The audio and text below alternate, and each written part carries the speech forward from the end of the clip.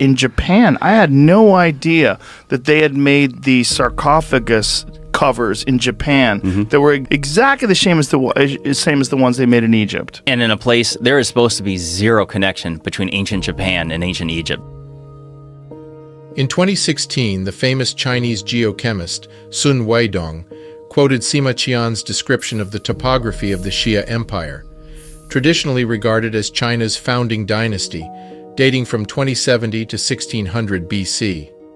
Northwards, the stream is divided and becomes the 9 rivers. Reunited, it forms the opposing river and flows into the sea, wrote Sima Qian in his 1st century historiography. In other words, the stream in question wasn't China's famed Yellow River, which flows from west to east. There is only one major river in the world which flows northwards. Which one is it? The professor asked. The Nile, someone replied.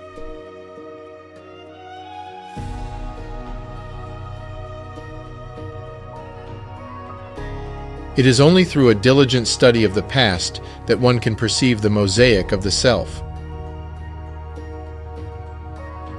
Much has been made about the arrival of the Vikings in America before Columbus, and yet, comparatively, there are orders of magnitude more pieces of evidence that show that Africans, in multiple waves, brought civilization to Asia, especially well into the Far East.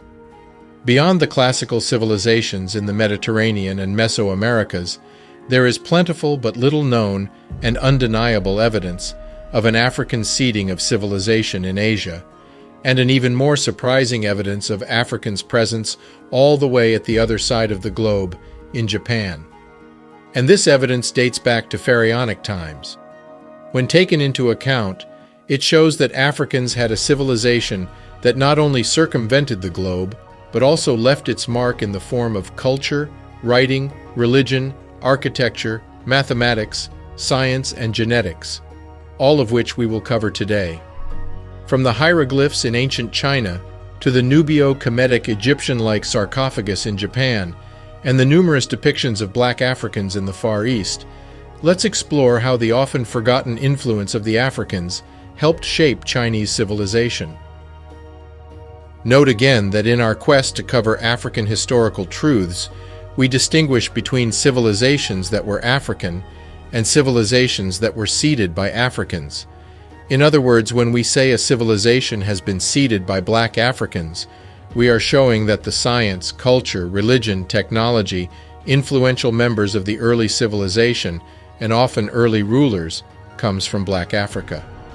What we are not saying is that the indigenous people who benefited were not capable of civilization building, and in fact, in many cases, they went on to build civilizations that are grandiose, well after the African colonists weren't there anymore. And in our pursuit for truth, we must follow where the evidence takes us. This is the Without History channel. Every episode, we bring salient facts about African ancient civilizations in history and detail how these ancient civilizations set the foundation of our modern world. We dive deep into what research reveals about the often overlooked and misattributed contributions about these key eras in our collective history.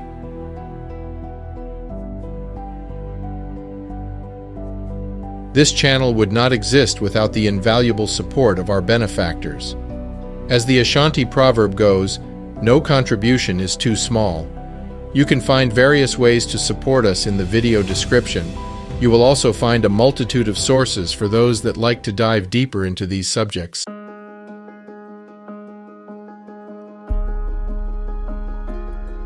Remember Professor Sun Weidong that I mentioned in the beginning of the video, who showed that the Xia dynasty rulers stated their origins as ancient Egypt? Well, Sun also showed that China's Bronze Age technology, widely thought by scholars to have first entered the northwest of the country through the prehistoric Silk Road, actually came from ancient Egypt. In the past year, Sun asserted that the founders of Chinese civilization were not in any sense Chinese, but actually migrants from Egypt. He conceived of this connection in the 1990s while performing radiometric dating of ancient Chinese bronzes. To his surprise, Their chemical composition more closely resembled those of ancient Egyptian bronzes than native Chinese ores.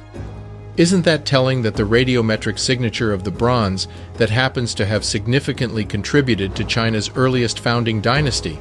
That signature is not Chinese, nor of the surrounding region.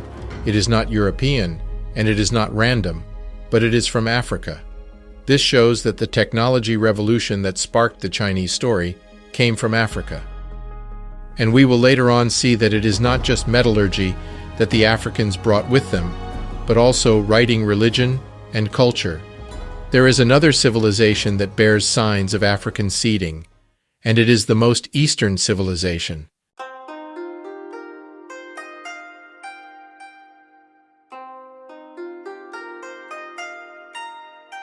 The land of the rising sun. The early African influence here shows how far the reach of the ancient African civilization was. In the book Encounter with Logos, author Eric Stahl demonstrates how ancient Japanese and ancient Egyptian share a multitude of words that not only share pronunciation, but also meaning. A striking example of this is the word for house, which is ka in the African Kemetic language, and minka in Japanese, meaning private house. In his book, Stahl comes to the conclusion that the intersection between the two languages are too numerous to attribute to chance, and that one language was clearly seeded by the other. And since ancient Egyptian is the older of the two, it stands to reason that Egyptians birthed the foundational element of Japanese culture. Another interesting marker of cultural influence is the presence of identical sarcophagus covers in Japan and Kemet. One of the mysteries of Japanese ancient history is the short megalithic period that yielded surprising monumental stone carvings, with some weighing over 15 tons. The most surprising of these stoneworks is this sarcophagus covering. It is identical to that found in early dynastic era of ancient Egypt. The dimensions of the side indentations and the angles and proportions all match. What are the chances of finding an exact sarcophagus covering in Egypt and Japan? What are then the chances that these coverings are not just similar, but identical to the point of being interchangeable? And when you add to this the fact that Japanese language is shown to be genetically related to ancient Nubio-Kemetic language, then the chances of these being by chance are astronomically low. The whole Japanese culture, so revered today, bears all the hallmarks of an almost identical civilization in Africa, one that was said to have descended from the Nubio-Kemetic civilization itself. That third wave of African colonization would have happened after the fall of Kemet. In a recent genetic study, Dr. Didiakomo showed that the Edo people in Nigeria share the same haplogroup as the Japanese people. And in fact, no other Asian group has this specific marker that is predominantly found in the Edo people. This finding is in line with the multitude of similarities that are found between the Japanese people and the Edo people. From language, again with intersections too numerous to be attributable to chance, to art, to religion, and many other aspects of both cultures. At the end of the video, we share an interesting excerpt from the YouTube channel African History Station. Yet another gem of African history and Renaissance. The implications of this cannot be understated. It would mean that the Edo people of Nigeria not only built the greatest archaeological structure in history of humanity, the Great Wall of Benin, to protect their city whom European explorers have described as well ahead of European capitals at the time. But further to this, the undeniable evidence of the colonization of Japan by the Edo people shows that they knew how to navigate the seas with exactitude. The mainstream historical narrative has it that China started to colonize Japan around the 1st century AD, but the Chinese themselves left us some interesting clues on who started their main dynasties, and it was revealed by one of China's most renowned historians.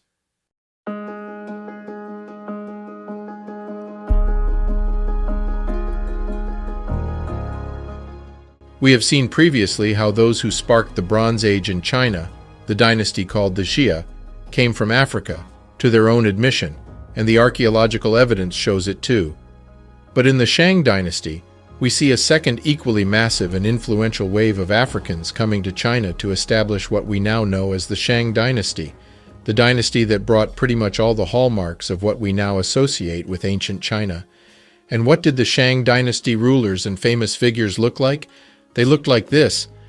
In a significant number of Shang dynasty artifacts, we see Africans depicted with all their key traits: subnasal prognathism, thick lips, high cheekbones, broad flat nose. They show up on this ornate Eutigris vase, or again on this 1650 BC jade statuette of an African woman, complete with the distinctive African art style still found all over the continent. Really incredible craftsmanship on this hard stone. Shout out to the debunker for providing some amazing pictures. Do check out his and Quelimika's channel. The level of research that is coming out of Black History Channel on YouTube would have made Diop and Van Sertima proud. And on this 1600 BC jade statuettes. Another favorite piece of mine is the Da He Ding. Again on this piece, not just the expertise in bronze work, but also the unmistakable ethnicity of the portrayed figure are highlighted. And just like in Greek texts, the Chinese have many references to black people in the mists. According to the Book of Jin, Chinese Emperor Xiaowu of Jin was the son of a black woman named Li Lingrong. At that time, she, Li Lingrong, was a palace servant. In the weaving workshop, she was tall in shape and black in color. Everyone in the palace called her Kunlun. Kunlun also refers to a faraway land. Or again in the Rite of Zhou, more than a millennia after the arrival of the second wave of Africans to China, it is reported that a whole nation within China was black. Quote, "At the second place is rivers and lakes, Sichuanzhe. Its animals are scaly, its plants are oily, and its people are black and oily." End quote. And they also show up in archaeological skeletal remains in large numbers from the Xia, First Dynasty in China, to the Shang, Second Dynasty in China, before eventually being replaced by the Zhou, Third Dynasty in China. It is this last dynasty that was Mongoloid in type, and that came to replace all previous population types in China. Negroid skeletons dating to the early periods of southern Chinese history have been found in Shandong, Jianteng, Sichuan, Yunnan, Pearl River Delta, and Jiangxi, especially at the initial sites of Qingliangang, Qingliankang, and Majiabang, Machiapang phases. See K.C. Chang, The Archaeology of Ancient China, performed from Yale University. The Qingliangang culture is often referred to as the Tawenkao, Dawenku culture of North China. The presence of Negroid skeletal remains at Dawenku sites make it clear that Negroes spread out from the north to South China. The Dawenku culture predates the Lungshan culture, which is associated with the Xia civilization. So this means that the predominant cranial type found in the early and pre-dynastic era of China, pre-Xia and Xia dynasties, were Africoid. Even the term Li Min used by the Zhou dynasty to indicate the founders of the Chinese civilization translates to black-headed people, an appellation that is shared with the Sumero-Akkadian term Sagigga, also translating to the black-headed people.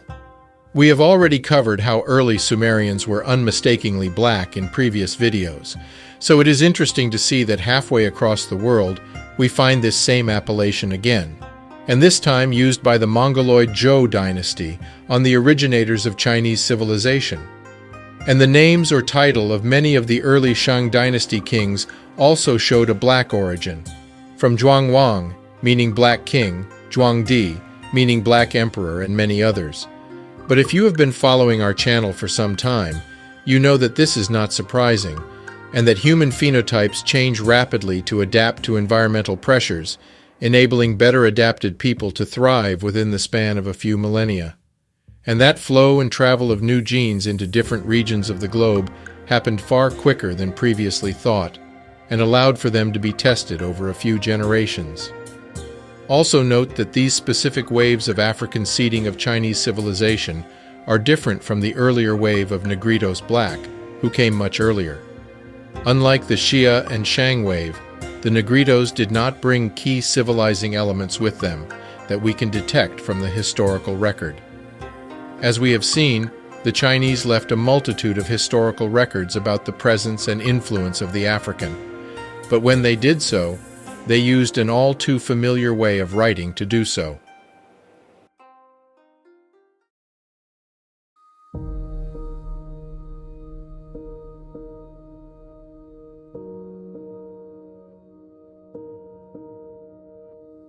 In 1990 BC, the god King Fuxi bestowed onto the land that was to become the empire of the Middle.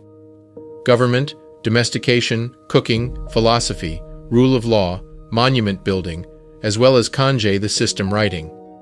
These injections of culture set into motion the great wheel that was to become the Empire of China. As its first emperor, we must ask, where did he and the people he belongs to come from? Where did he draw his wealth of knowledge and culture from?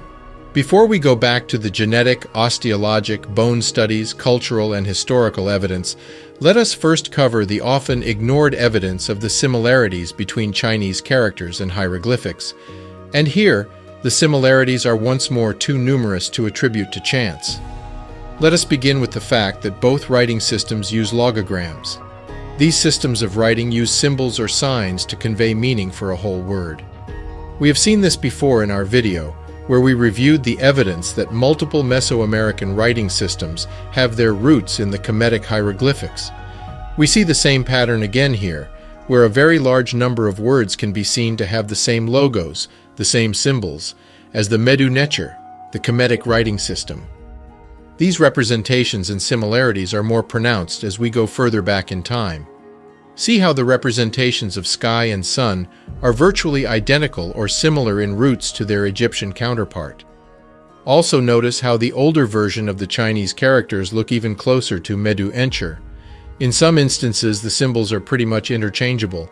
See the ancient Egyptian logos for child and that of the Chinese, and there are a lot more. If I have enough funding, I would love to commission a cladogram, a phylogenetic study between the Chinese writing system and ancient Egyptian. I think the results would be fascinating. I'll leave the links in the description for you to explore, and if you want to support us in this effort. Further to the identical form and meaning of these characters, Chinese is also written top to bottom, and independent forms of writing that are top to bottom are very rare. But it so happens that hieroglyphics also falls within that category, as it can be written top to bottom, but also left to right and right to left. The Aztec writing system is also top to bottom, but we have already covered in other videos how Mesoamerican civilization were kickstarted by the Africans from Kemet. See our previous episodes on this. A particular aspect of ancient Chinese culture that has endured to this day is the tradition of excellence and artistry in its calligraphy system. The refined calligraphy of the Chinese writing mimics the tradition of perfectionism in writing hieroglyphics. So Chinese writing system didn't just borrow the characters and their meaning from Kemet, but they also inherited its essence and its art. But if ancient Chinese writing is a derivative of hieroglyphics, who brought it to China? And did they bring anything else?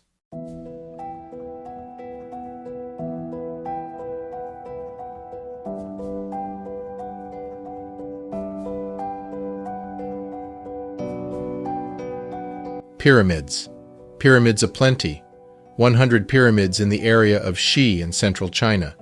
This evidence is very consequential, because soon after the pyramid building experience from Kemet begins, and as black people are shown to be moving east in around 2500 BC, pyramids and mastabas are appearing in central China. At the end of the Second World War, U.S. Air Corps pilot named James Gaussman claimed to have seen a gigantic white jewel-topped pyramid while flying between India and China during World War II. But his statement was kept a closely guarded secret of the U.S. military for 45 years before it became public knowledge. All the way back in the Shia dynasty, China was building pyramids, and some even larger than the Great Pyramid of Giza. This points to the fact that the leaders at the time had access to a significant amount of labor. That means, even back in this remote period, China already had a large population, probably thanks to the agricultural revolution brought about by the Africans at the top of the Shang dynasty. But the similarities to Kemet don't stop there. The ancient Chinese also practiced mummification. In fact, one of the best preserved mummies is Lady Di, from the Han Dynasty in 206 AD. Or like this 700-year-old mummy discovered by chance in eastern China, we witness the hand of the Africans again. China, just like Egypt, also performed sarcophagus burials for their kings. Just look at these magnificent tombs from Chinese 6th century emperors and compare them to the Egyptian king sarcophagus. Let's remember that the oldest sarcophagus in Egypt dates back to 2613 BC, at the time of the building of the pyramids. So the Kemetic tradition would have been much older, and thus the originator. Ancient Chinese afterlife is also borrowed from the Kemetic concept of afterlife. Ancient Chinese believed that the spirit or soul would continue as they had in life. This mimics exactly what the ancient Egyptian believed and practiced. In fact, just like the Old Kingdom Kemetu, the ancient Chinese nobility would accompany the dead with their servants and slaves, along with other personal belongings, a practice that was later discontinued in Kemet.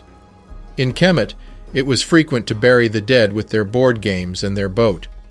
The Egyptians believed that it would help their soul travel to the afterlife. Many ancient Chinese graves had had board games and chariots instead, but the cultural motifs are identical: pyramids, sarcophagus, burying of belongings, vessels for the afterlife. Again, the similarities are too significant to be dismissed, and we can see how the ancient from the Nubio-Kemetic civilization complex, especially its ruling class, sparked the early Chinese civilization. This even extends to the scribes. The scribe was also very important in both civilizations, but also the concept of the god king, both taken from the ancient Egyptians. Even the concept of ancestor worship that the Chinese started to practice in dynastic times came from the Africans. Another very interesting fact is that the Shang dynasty, the founding dynasty of China, practiced the African child naming convention by assigning names corresponding to the weekday they were born. For example, in Ghana, the Ashanti still name their kids Kufuor, Kujo, Kwame, and so forth, which are old Kemetic names, from their migration all the way back in ancient Kemet to the Ghana Empire situated in Mali to their present kingdom. This practice was also present in the ancient Chinese Shang dynasty. Another coincidence between Kemet and China is that their calendars were somewhat similar. Chinese calendar is described as a lunisolar calendar, just like its older Kemetic counterpart. But one question still remains. Was it just a cultural influence, or did a large contingent of Kemetu, ancient Egyptians, settle in China in the Bronze Age?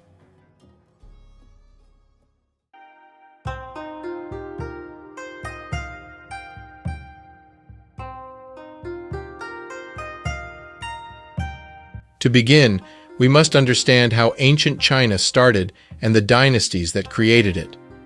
There are three founding dynasties in ancient China: the Jia dynasty, 1900 to 1700 BC, Shang Yin dynasty, 1700 to 1050 BC, and the Zhou dynasty.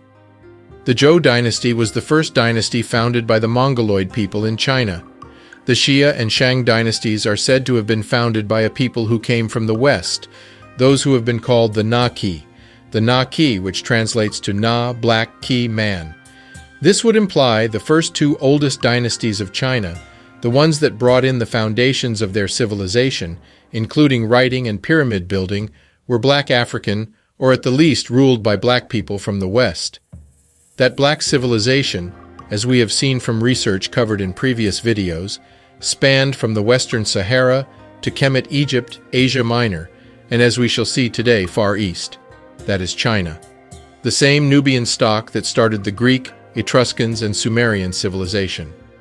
There is now a very large body of evidence, skeletal evidence, written account, artistic depictions, and oral history that shows that well into the Bronze Age, a very powerful black civilization ruled from Western Sahara all the way to Levant, the Middle East, Southeast Asia, China, and Japan. Throughout all these lands, numerous skeletal remains and antecedents depicting clearly Africoid gods are present. They even crossed the Atlantic and helped seed civilization in Mesoamerica, as we have seen in our previous videos. If ever there was a case for an Atlantean civilization that was spreading technology and know-how to the whole world, that would be that civilization of black people, which lasted from 12,000 BC, when Africoid black people discovered agriculture in the Levant and spread it around the known world. Ancient Egypt was but a division of this ancient civilization, as their own texts attest. But this is a topic for another day. The first Chinese emperor, Shang, the ruler of the Na-Ki, the black men, brought about several totems of civilization China. Among his credits are establishing government and originating social institutions, as well as cultural inventions. Emperor Tang is believed to have ruled from in 1600 and started the Shang dynasty by overthrowing the last king of the Xia dynasty. Amongst the many rulers in China, Shang Tang is notable for the inventions he brought forth. He is said to be the originator of the I Ching, the Book of Change. It is among the oldest and most revered system of philosophy. Emperor Hung Wu was founder of the great Ming dynasty of China, and there are indications that these early rulers were black, revered as god kings, and then elevated to mythical figures, similar to Osiris and Imhotep. Even in the White Garment Hall of the Shaolin Monastery in Honan, Hunan province of China, there are two 12-foot-long paintings of Chinese and Africoid, black Shaolin monks training in kung fu, boxing skills together.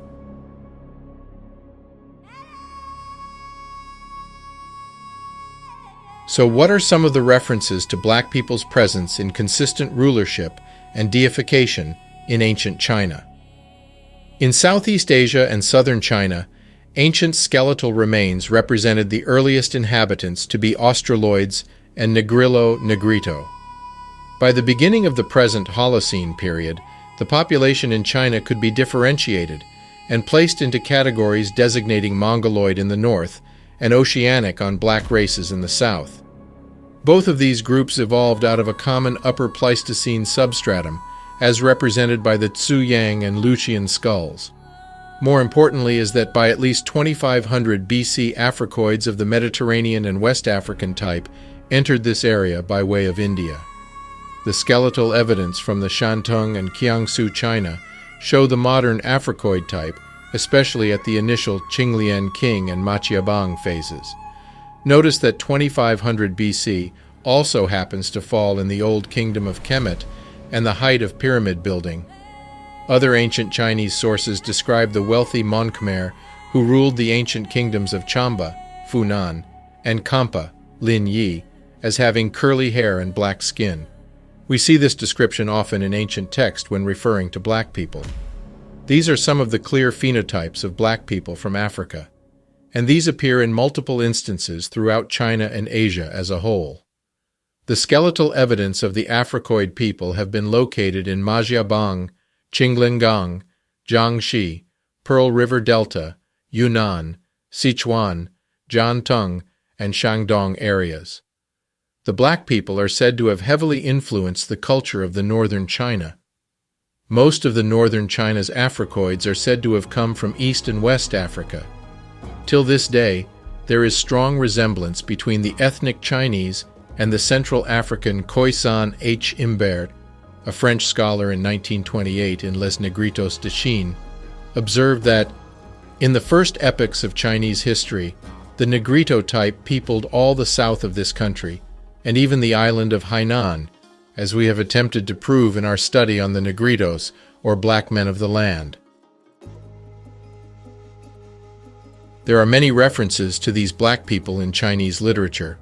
According to T. de la Cauperie, the Chinese first met these tribes in 2116 BC, when they advanced eastwards of the great southern bend of the Yellow River. They are spoken of in the Zhou Li, composed under the Zhou Dynasty, 1122, 249 BC, as black and oily-skinned. In 122 BC, Prince Liu Nan, who died in 122 BC, speaks of references of blacks in China as late as the Tang dynasty. In the Lin Yi Kuo Chuan, contained in Book 197 of the Chu Tang Shu, it is written that the people living to the south of Lin Yi have woolly hair and black skin. In addition to the above, Chinese folklore mentions an empress of China named Li, 373-397 AD, who was the consort of the Emperor Xiao Wu Wen, was black. In addition to fighting the Yi, The Zhou also conquered the Negritos of southern China. They defeated some but not all of the Negrito kingdoms, especially in Yunnan. The Chinese called the Negrito blacks Man and Kunlun. Many of these blacks presently live in Cochin, China, and Yunnan. The Xia people came in contact with these black inhabitants in 2116 BC. They are mentioned in the Zhou Li as living along the Yellow River. The name of the Yangtze River Basin area were also constantly at war with the Zhou. The Nam were closely related to the Tibetans of Sichuan. At this time, the Man states were ruled by princes. The arrival of black people in China in ancient times was significant enough in the Bronze Age to show up with such a high frequency in the literature and art of ancient and more recent historical China. But their presence also shows up in many other ways. When Professor Jin Li set out to prove that Chinese people descended from a different lineage of the Homo gene pool, his study led him to, in fact, confirm that all, without exception, all Chinese people are descended from black people. And I quote, "We did not see even one single individual that could be considered as a descendant of Homo erectus in China. Rather, everybody was a descendant from our ancestors in Africa." End quote. In time, the ethnic Chinese, just like the Mesoamericans, went on to create an equally impressive civilization that grew large and strong from their Kemetic seeding. The contribution of the Africans, however, in the early days of China, is now understood to have been decisive. Before I leave you, I would like to share with you this snippet from the YouTube channel called African History Station. Welcome to this episode. Picture this hypothetical exchange which is based on accurate, established historical facts. A young Nigerian named Osazuwa was sent by his parents to Tokyo in Japan to attend university there a few years back. When he arrived in Tokyo, he made friends with the local Japanese students at his university and, of course, told them his name, Osazuwa. When he did, they looked at him in shock and said to him, "Are you joking? That's a pure Japanese name." And he said to them, "Of course it's not Japanese, I'm from the Edo ethnic group in Nigeria." And the friends looked at him in even greater shock and said to him, "What did you just say your ethnic group was?" He repeated, "Edo." And then they said to him, "You've got to be kidding. Edo is the former name of Tokyo, this city we are in right now.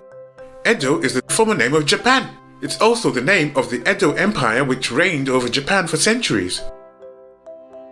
Now, the Edo period of Japan was from 1603 to 1867 and was an era of military government. The dynasty was established by military commanders.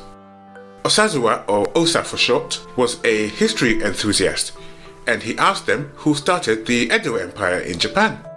And they said he was a military commander named Ieyasu. Osa was in total shock. The title of the military commander of the Edo Empire, i.e. the Benin Empire of Nigeria, who was second in power only to the king himself, was Iyase. As they chatted further, one of the Japanese looked up into the night sky and commented on the unusually bright moon, or Tsuki, and also asked him, "What did you just call the moon?" "Tsuki," he replied. And then Osa said, "In Edo, we call the moon Uki." And they looked at him in pure astonishment. And then he added, "Uki is also the name we use for beauty." The Japanese kids stood bolt upright as they screamed, "And Tsuki is the name we also use for beauty." As they wondered aloud in amazement, an elderly Japanese man walked up to them to ask for directions, and the Japanese students greeted him by saying respectfully, "Domo, domo." Osa heard them and nearly fell off his chair. He said, "That's exactly how we greet elders in Edo land. We say, Domo." Make sure you follow him for excellent coverage of African history narrative.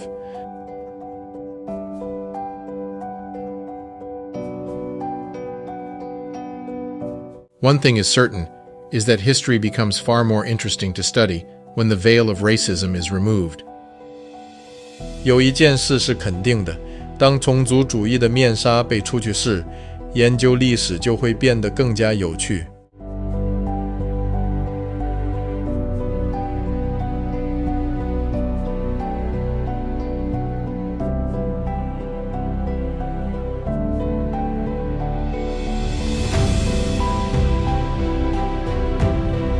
For those who can, please consider becoming a Patreon or donating via Buy Me a Coffee or via crypto donations.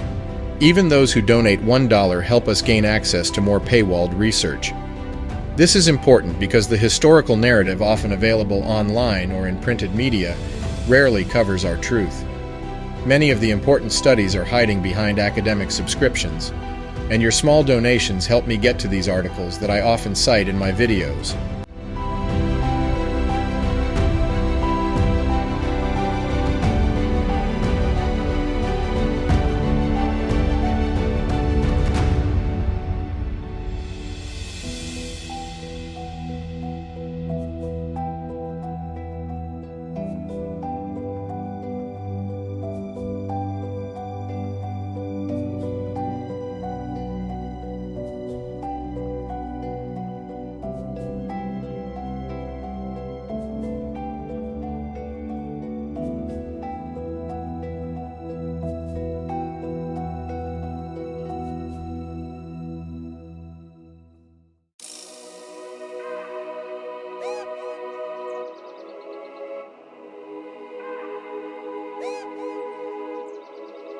It's Big B, the prolific producer.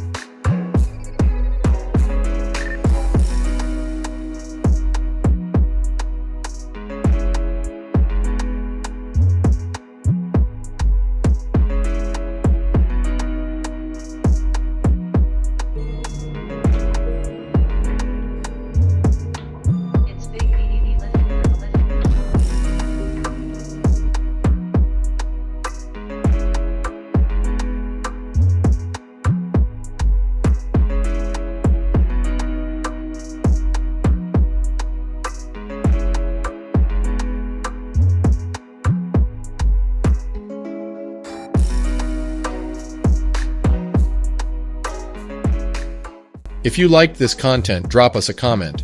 Above all, share it with everyone you think can benefit from it. We hear a lot about the negative voices, but it warms our hearts to hear your positive comments.